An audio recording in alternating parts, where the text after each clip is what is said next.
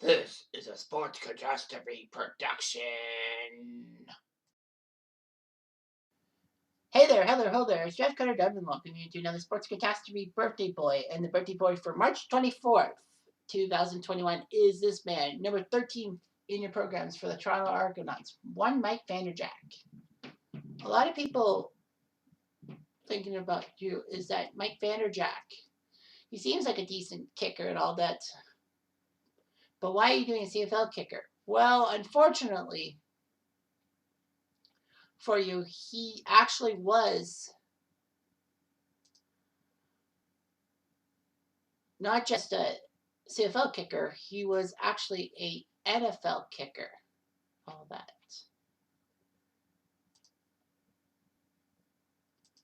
So basically, Mike Vanderchoke basically was a good kicker. All that. From Oakville, Ontario, he actually was recruited as a quarterback for Michigan State. But after 1 year, he decided to transfer to community college, California, to do kicking. Well, he went to community college, and then he went to West Virginia to do the kicking. It was weird how Mike Vanderchoke left Michigan State. All that. However, he went to West Virginia and did the kicking. Vanderchoke would be the punter for Saskatchewan in 1993. And Vanderchoke knew that Saskatchewan had Dave Ridgway, the legend Dave Ridgway, still as place kicker. So basically, Vanderchoke needed to go to the East. He had a few tryouts with Toronto and Hamilton, but he failed. He had another tryout with Toronto in 95 and was released before the season started. However, Vanderchoke finally got on the Argos in 96, and they basically let him in. He made the team and did fantastic and all that. He had 198 points that year as the kicker and all that. Well, he made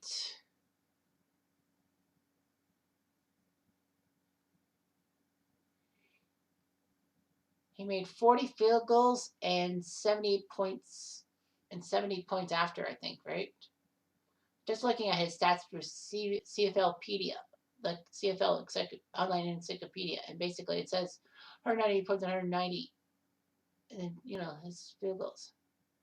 Well, yeah, he converted 59. He converted 59 point average in 96. Had 40 field goals out of 56. 14 singles. Yeah, and 14 singles. So basically, the single point and all that. He only had a 71% success rate on his field goals. But he improved his field goal percentage in 97 to 76.7%, which was pretty good. He led the CFL in scoring. And the NFL decided, hey, you know what? Let's get this guy. Because maybe he might work out. So you just wanted to wait. You just wait and see, basically. So yes, so basically he was good for West Virginia. Basically, they got cutting. Vanderchoke played for Tampa in the Arena Football League, but Toronto needed a kicker and all that. Well, he went 9 for 9 in kicks in the 96 and 97 Grey Cup. So basically, 96 he was named the game's outstanding Canadian, and the Argos basically let him go as a free agent to basically kick in the NFL. And Indy said, hey, you know what? Let's try this guy. So Indy basically wanted him to be the kicker and all that. At the time that they were looking for Peyton Manning to lead them and all that. He would kick for the Colts from 98 to 2005. However, in the wildcard game between the Colts and Dolphins in 2000, Vanderchoke got a 50-yard field goal in the fourth quarter, the fourth overtime. But, strangely enough, he missed the 49-yarder in overtime, and Miami got a touchdown to win the game. And all that. So, yeah. It was huge and all that. But after the Colts were crushed by the New York Jets in the playoffs, 41-0, in the 2002-03 season. Basically, Vanderchoke made some critical comments about Peyton Manning and Tony Dungy on Canadian TV. Said that basically Manning's leadership skills were questionable and basically they were too mild-mannered. Unfortunately, Manning would not be too happy about it. And at the Pro Bowl, he basically did a sideline interview. He says that basically, I'm about to throw a pass to Jerry Rice, but now we have to refer to our idiot kicker who got drunk, who got liquored up and ran his mouth off.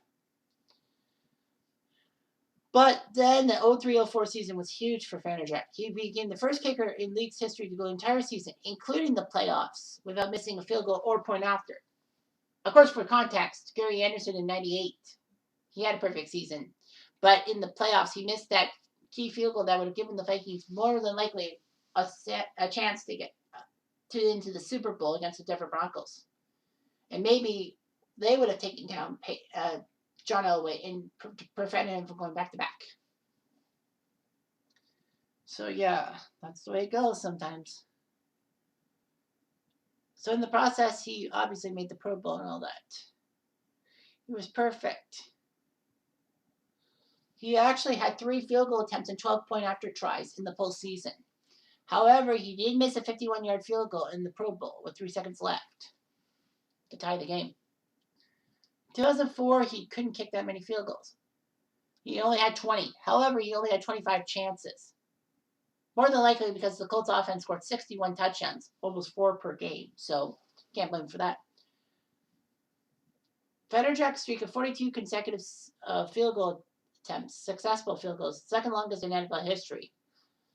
And the league does not include postseason and all that. Ended on opening day 2004 when he missed a 48-yard attempt against the New England Patriots, who were celebrating their Super Bowl win.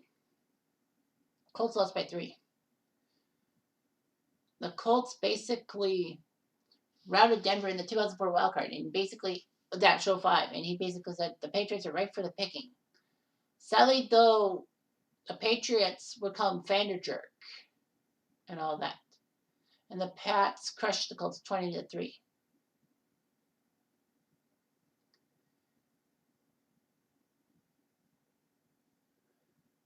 Vanderchoke said that he probably wasn't going to come back for the 2005-06 season for Indianapolis. He had an offer to go back to the CFL. But Indy reworked his contract and all that. And he did pretty good. And the Colts were like one of the heavy favorites out of the AFC to get to the Super Bowl. So in the 2006 playoffs, in the divisional round against Pittsburgh, where Jerome Bettis fumbled at the 1-yard line, Indy had the ball. If it wasn't for Roethlisberger's swipe tackle, the Colts might have returned it for not a pick six, but like a scoop and score. Vanderchoke had a 46-yard field goal attempt with 18 seconds left, and the Colts were down by 3. I basically was not too happy about it because, watching the game live, I was hoping Vanderchoke would kick it. Unfortunately, he missed wide right.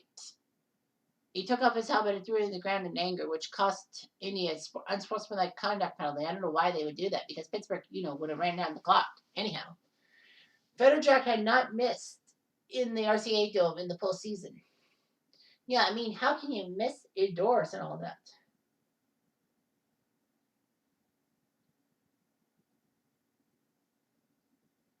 Unfortunately, Vanderchoke would be laughed at. He became a free agent during the 06 offseason.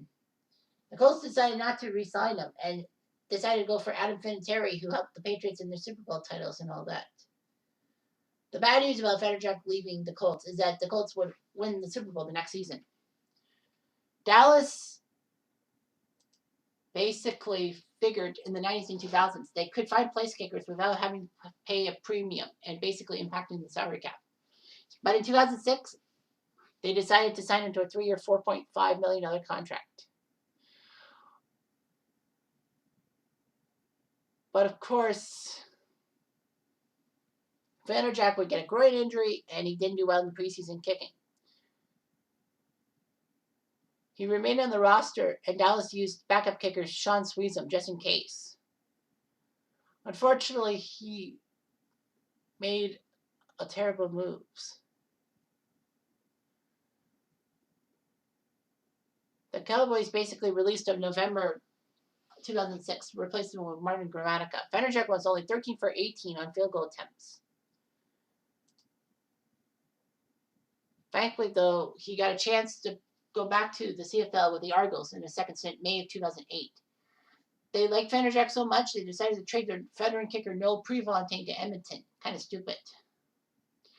Vanderchoke basically wanted to return to Toronto and finish his career in his hometown, and he missed Toronto, especially with his wife and 9-year-old son. So he played one season with the Argos. Vanderchoke was actually the stunt double for Tony Danza in the famous movie The Garbage-Picking, Field Goal-Kicking Philadelphia Phenomenon. It was a Disney film. Of course it would be Disney. But anyway, Mike Vanderchoke, despite his postseason mistakes and basically running his mouth off, he's still a field goal phenomenon.